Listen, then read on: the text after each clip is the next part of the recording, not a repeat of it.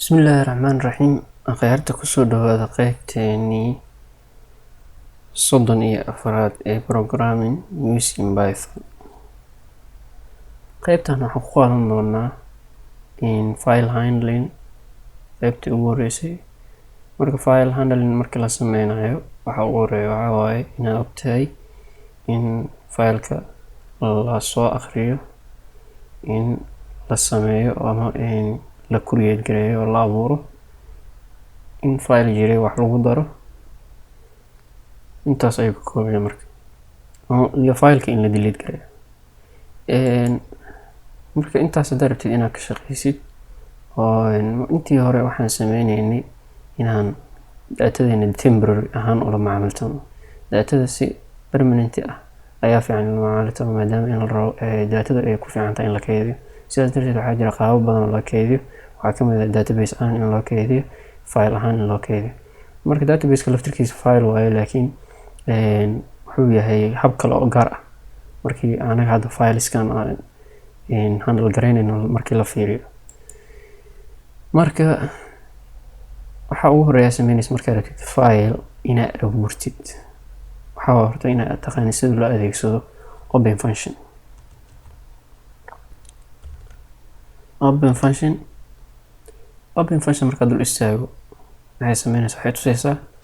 inay qaadato parameters ee qaadato waxaa ka mid ah ama argumentska waxaa waaye parameterka koowaad oo ah fileka magaciisa iyo parameterka labaad oo ah modeka in shaygan ma la soo akrinaa shaygan hadda ma la abuuraa marka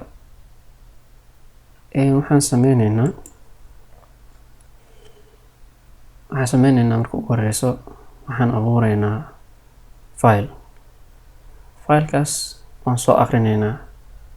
sidaas aan ku wadaynaa steebyada dhan waan maraynaa marka okay file markaad rabtid inaad abuurtid waxaa waaye inaad laba parameter taqaanid sida loolaga shaqeeyo marka file abuureysid waxaa horta magaciisa inaad ugu hormareysid magaciisa waxaan u bixinaynaa youtube kabitaalka dhaaf youtube markaa dhahno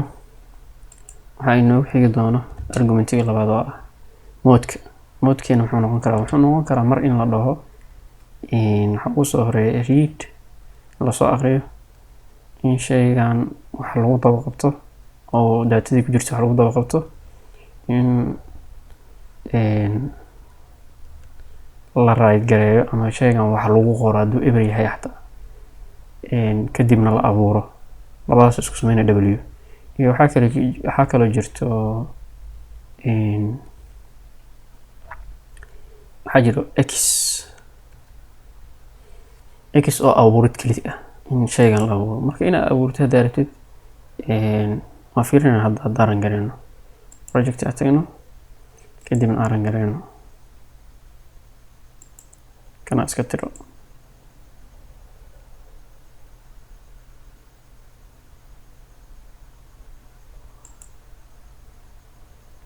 saa u jeeda hadda youtube waa la abuuray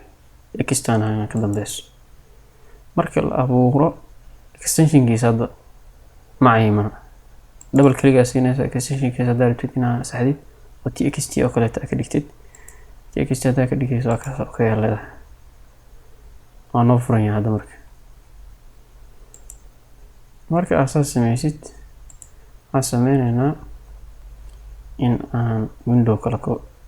daba qabanno window hadda noo furan fudud intaan markaa sameysid waxaad sameynaysaa functionkan iyo shaqada lagu qabtay waxaan ku shubanayaa meel f waxay ii haysaa hadda datadan galaaskeeda waxaa waaye text input output galaas gaar ah waaye waxaa loo yaqaanaa input output text wrapper marka fileskan iyo waxaan iyo marka la macaamiltamayo datada qaabkaas waa galaaskeeda waxaan u baahannahay filekan waa write gareyn sidee ku read gareynaynaa waxaad ku read gareynaysaa inaad dhahdid open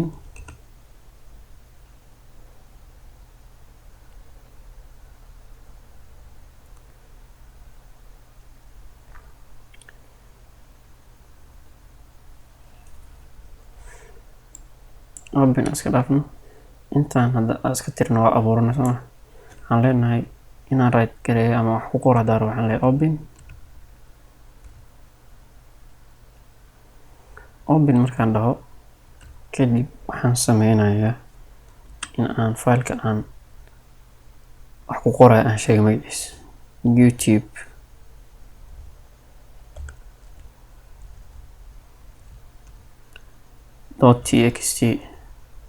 .txt aan ka dhigno soo modka iyo methodka adeegsanayo muxuu yahay methodka adeegsanayo waxaa waaye inaan wax ku qoro waxay ahayd w markaas waxaan ku shubanayaa f marmarna in file la lahaa markii la soo akhrinayo daatadana waxaa la lahaa out file hadda in file waaye marka in file iska dhahno in file maadaama wax gelinayno saas darteed marka aad rabtid inaad wax ku qorto waxaad sameynaysaa waxaad leedahay in file dot write markaad dhahdid write waxaa u dhigaysaa wixii lagu qori lahaa hello files aan ugu qoraya okay aan aragna marka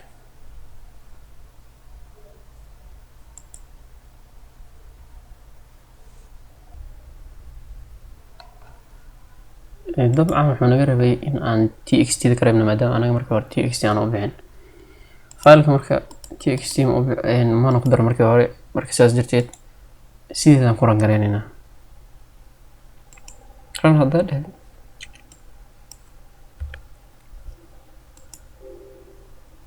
maadaama anaga markii hore txt aanan ku darin waxaan u baahannahay inaan txt dan ka reebno markii aan sameynayno txt maana ku darin saas darteed hadda haddii aan saan ku rangareyno wuu soo qaban doonaa oo intaan ayaa wax lagu soo qori doonaa inta saas darteed aan rangareyno okay saa ujeeda hadda intaan meeshaan lagu qoray okay tan inta ma ku print gareyn karaa haa sameyn karaa waa moodkan inaan bedelo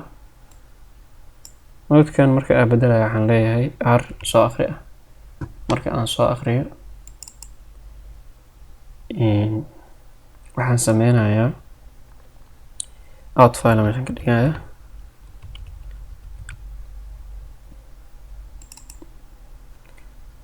sawirkan dhan iska out haddaan rabo inaan soo akhriyo waxaan sameynayaa waxaan leeyahay print kadibna waxaan u dhiibayaa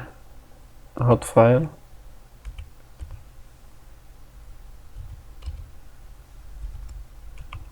dot read function waaye marka saas darteed waxay soo akhrinaysaa method aan dhahan karnaa saa ujeedid waxaa lasoo akhriyay wixii dhan okay mid aan fiirino marka read waxay sameynaysa intaan wax qorayna hadda second line of the file okay maran garana marka read ma soo akhrinay nacam saa ujeeda hadda waa lasoo akhriyay marka taas qaabka aad ku soo akhrinaysid okay haddaan rabo inaan wax ku qoro hadda filekan haddaan dhaho r write haddaan dhaho aan w dhaho meeshaan kadibna aan sameeyo f aan soo qaadana f dot write aan dhaho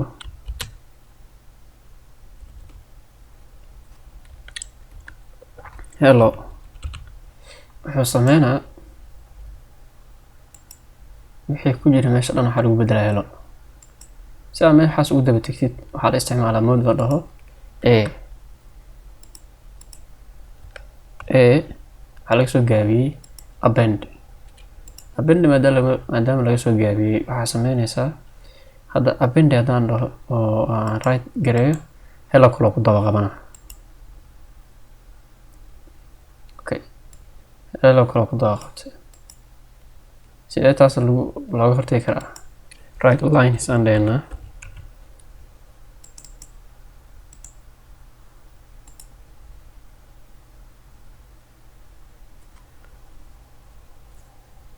my right lines aan dhahaa malaynayo.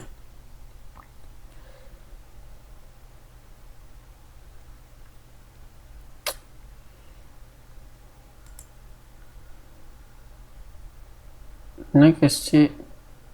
waxaa inoo ah qaabka sawirkan image-ka loo soo aqriyo. okay qaabka sawirka image-ka loo soo aqriyo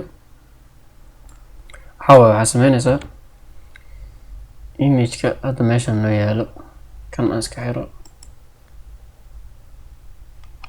kan aan soo furo.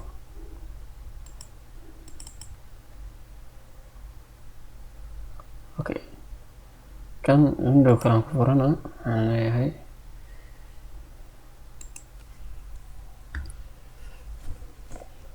kan aan xiro marka. okay soo jeeda hadda meeshan waxaa ku qoran Sambrook waan looga Sambrook. sawirkan haddaan rabo inaan soo aqriyo kadibna inta koobi ka qaato wixii aan soo aqriyay asiga camal sameeyo waxaan u baahanahay marka hore inaan asiga soo aqriyo horta. asiga haddaan rabo inaan soo aqriyo meeshan sawir waayo qoraal maaha marka waa inaan usoo aqriyo sidii binary computerka luqadiisa oo machine language-ka ah luqadaasaan soo aqrina oo ah 1 and 0.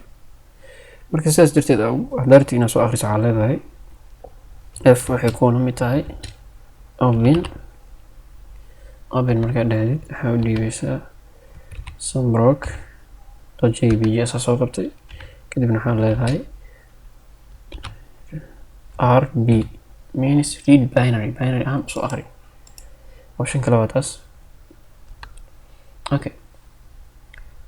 fileka markaad sameysid waxaa sameynaysaa kan inaan soo aqriyo haddaan rabo waxaan leeyahay for adeegsanaya for I in range maaha in f ayaa leedahay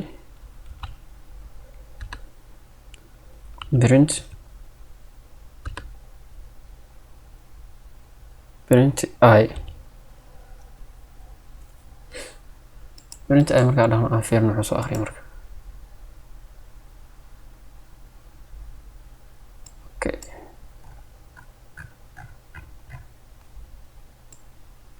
saa u jeedna hadda wuxuu soo aqriyay binary ujeedaa bb waxaan dhan binary waaye.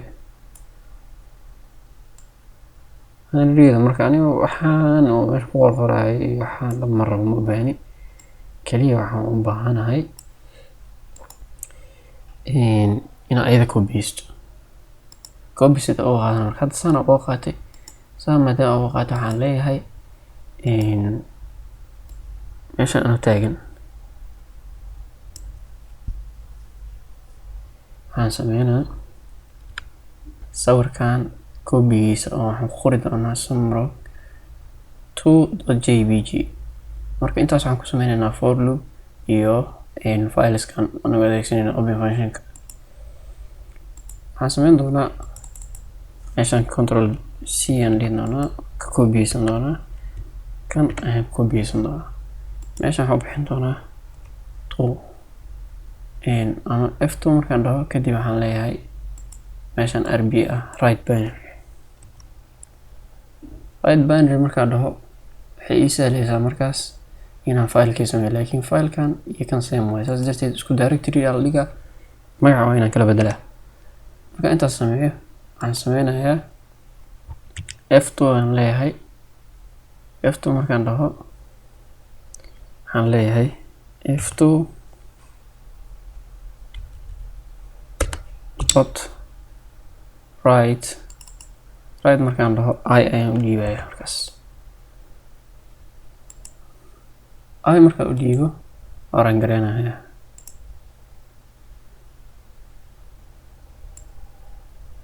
okay aan fiirino markaad sambarogto asameysan sambarogto waa sawir kale hadda fiiri laba sambarood kan waa sambarogto kan waa sambarog taxdiga ah laba sawir kala sameyn waxaan inoo xigi doonaa sidee file loo tirtiraa okay filekan okay haddaan rabo marka inaan tirtiro file waxaan sameynayaa inaan soo import gareeyo OS module marka import markaa dhahdid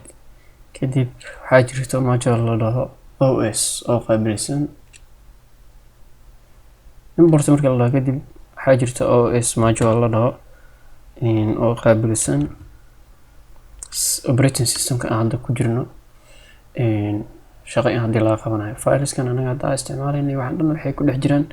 operating system isticmaalayna marka operating systemka wuxuu leeyahay directories lafirkooda la tirtiri karaa laakiin anaga hadda waxaan u doonaynaa waa files tirtiritaankooda bas okay daarta marka inaad tirtirtid file hadda waxaan joognaa inta soo maha haddaa raba hadda inaad tirtiro youtube kan oo kaleeto aan tirtiraa okay waxaan leeyahay OS dot wuxuu leeyahay method la dhaho remove wuxuu leeyahay method la dhaho remove okay remove soo jeedid oo ah kaas remove marka waxay qaadataa aan aragno mouse-ka dul gelinaysaa directed waxay shaqada qabanaysaa directed marka waxa uu dhiibeysaa string ahaan shayga aad tirtirayso YouTube hadda tirtirinaya YouTube okay YouTube extension anaga hadda ma sameyn maadaama aan sameyn sideeda waan isku dayaynaa inaad tirtirno hadduu naga diidana txt aan raacsiinayna okay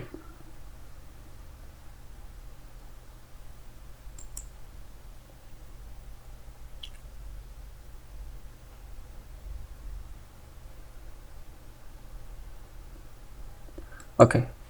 aan gareyno marka saa u jeedid waa la rangareeyay youtube-na meesha ka baxday waxaan ku dareynaa sambarog.jpg waxaan leenahay sambarog.jpg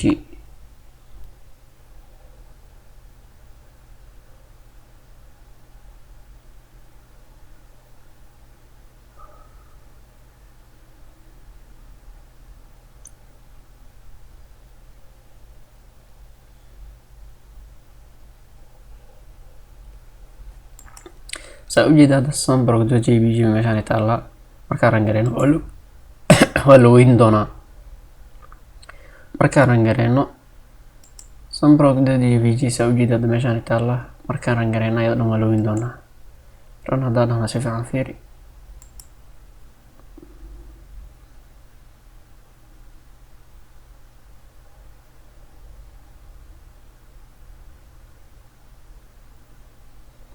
say u baxda ujeeda oo ka baxda meesha delete file idil OS module marka intaas ay nooga eg tahay fileska waxyaabo kale way jiraan laakiin intaas oo kusoo koobaynaa waxaan qaadanay in file la sameeyo oo la abuuro in filekaas wax lagu qoro in wixii lagu qoray wax laga dari karo oo la update gareyn karo ama appending lagu sameyn karo wax lagu dabaaban karo iyo sidoo kale in file la tirtiri karo intaas ugu muhiimsan qaybteeni 34 intaas ayay nooga eg tahay. Assalaamu calaykum waraxmatullaahi wabarakaatuh.